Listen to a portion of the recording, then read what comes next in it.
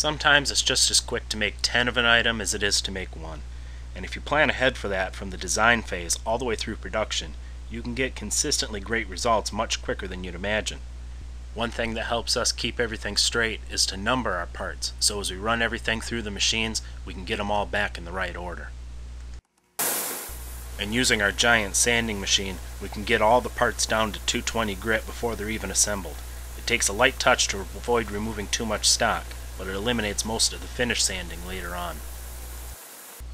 Efficiency starts with the project's design, like milling grooves to catch the glue that would otherwise squeeze out and need to be cleaned up. By adding a contrasting piece to the outside of these frames, we get both a better looking profile as well as eliminating the need to cut a rabbet to hold the frame back.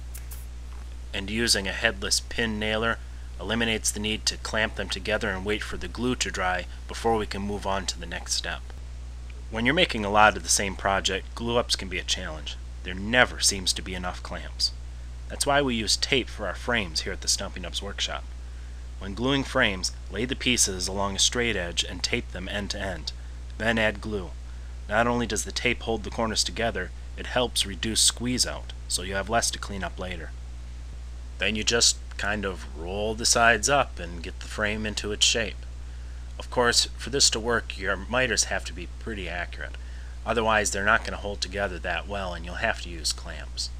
If you decide you need to do that, the tape will hold the frame together while you apply the clamps and make it that much easier. A headless pin nailer also works great here too.